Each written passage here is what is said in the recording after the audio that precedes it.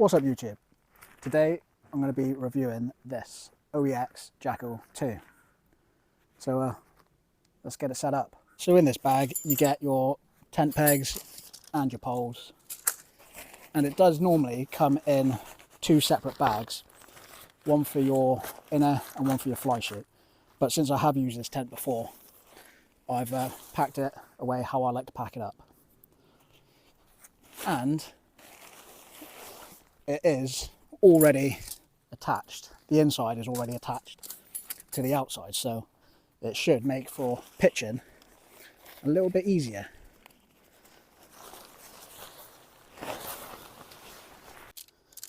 So just to point out, these poles are the Endura poles by OEX, and that just means that they're thin aluminium poles, 7.8 millimeters I think. So they are extremely lightweight and they do go together almost on their own. But you will notice that there are two different coloured tops, and that corresponds to where they fall on here, whether they're the front or the back. And you can find out because on the bottom of the sleeve on the front there's an orange tab, and on the back there's a sort of grey silvery tab. So the orange one goes in the front like this.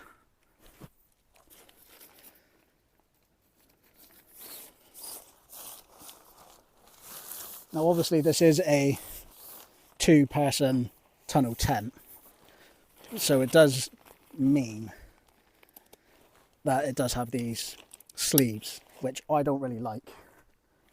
I do prefer to pitch, and it's controversial, pitch a inner first, because it's got a nice sort of system where, you know, it just clips on nicely. What has happened here? There we go. So you got these tabs that they just slot into there, and they clip up on the side like that. So let's get the other pole in at the back and then peg it out.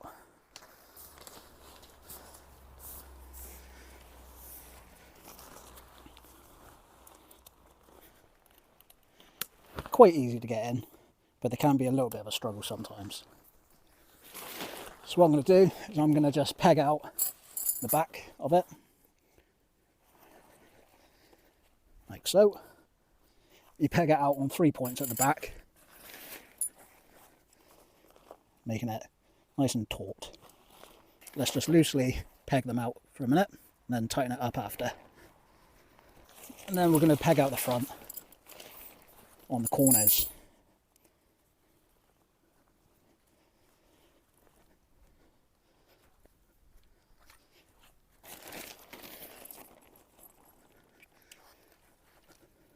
So what I'm going to do is I'm just going to tighten it up a little bit at the back here, pull it out, and then we can have a look at it. So that's it, that's up. I'm not going to guy it out because there is no actual need to do that today. But what I will have to do is guy out these. And these are not my favourite thing about the tent, I'll be honest. It's a vent for the door, or is it a sort of rain cover for the door? Who knows? But it's annoying, I know that much. So if I just peg these out for a minute, might not be right, but that's it, that's up. Just a bit about the tent. It is as standard 5000 hydrostatic head, fire retardant. It's 3.25 meters long by 1.65 meters wide by 1 meter tall. The inner size where you sleep, that is 2.1 long, 1.4 wide and 0.9 meters tall. So you do have a decent amount of headroom. So let's open it up. Now this door isn't the best. because it's just a palaver. It's a faff. So let's chuck that up there. We need to pull out the built-in ground sheet as well.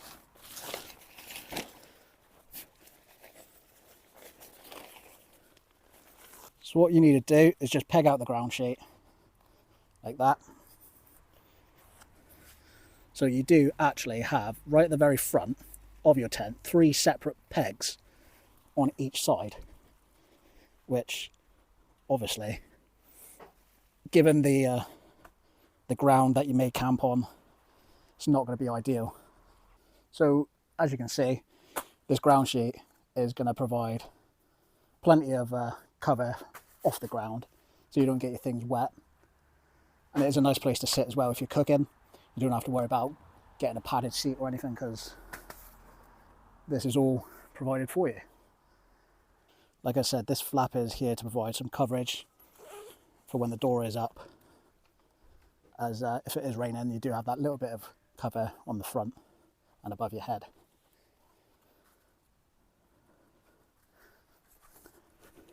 The door itself at the top isn't actually fixed. It's on pieces of Velcro, so the door is fully removable, which again is a feature that I really do not like. I'd much prefer it to be sewn in to the top. Also, when you're hanging the inner up, you'll notice you have a string loop with a plastic hook on like that. That can be a bit fiddly to get on first time, but when it is on, it doesn't really come off. So when you pack it up, you roll it all up together, you shouldn't have to redo those when you set up again. So let's open up the inside. Look at that, one lovely swoop in motion. That's when you know you've got a good quality zip. The reason for it doing it in one swoop in motion is because I've actually cut this here. What OEX do, and I don't know why, is they attach a piece of fabric covering the zip, so you have to open it up separately. So one zip goes up this way and the other goes down this way, and I personally don't like that. So on the inside you can see you've got 2 large pockets about halfway down the middle, which is ideal for storing all your things. I do like the position of those because they're easy to get to in the night and they're not above your head. And of course at the back you've got a very large vent with a lantern hanging point just in front of it. The door does just stuff into this corner pocket here, and I mean during the night you can use that pocket to put your phone or whatever there. So as you can see, I am sat up straight and I've got a little bit of headroom, not too much. If I was sat on a mat, obviously I think my head would be touching a bit more, but it's not too bad. So I have used this one once before on a camp when we went to Snowdon, and that was the reason for buying this tent, is because I wanted it to be a bit more comfortable. I wanted to have that little bit more room than I do in my normal Raccoon 2. So I bought this, and you can get this for £120 from Go Outdoors with your Go Outdoor discount card, of course. All in all, it is a pretty good tent, but it does have some flaws, and those are mainly, I don't like the door system, the way it splits into and it's velcroed at the top. I'm not a fan of that, and equally I'm not a fan of this piece here. It's it's an added thing that doesn't necessarily need to be there. If the top of the door was actually attached to the top of the tent, there wouldn't be a need for this at all. So I think OEX could have done it a bit better, in my opinion, but who am I to say? Also, one of the other things I don't like about this tent, and this isn't necessarily just about this tent, is it's across all tunnel tents. Since owning the Raccoon 2, I've really enjoyed having the side opening doors. Whereas in a tunnel tent, you do have to go in head first or feet first. You can't just kind of climb in like you would like to. But that is my personal preference. And, you know, that's not the tent's fault. That's just the style that it is. So let's just do some stat reading of this tent. So this is the Jackal II 2-person tunnel tent. So this has got a 65D 185T polyester fly sheet. And the inner is a 65D 185T breathable polyesters. So these poles are actually 8.5mm Enduro poles, different to what I said at the start of the video. Apologies for that. Ground sheet, including the vestibule side, that is a 68D 210T polyester.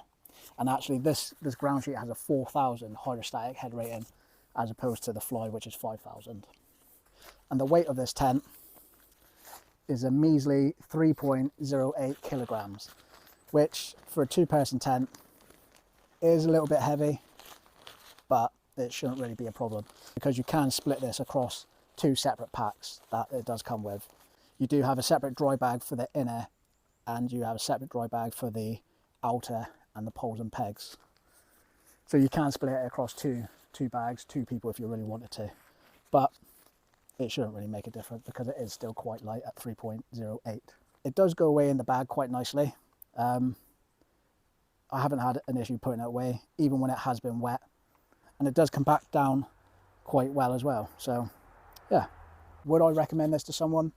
Well, I'm doing a kind of a review on it, so I'm not going to say yes or no because that's up for you to make your decision. But I've shown you, you know, as much as I really could or thought that I could about it, and I gave you my honest opinion about the tent and what I don't like.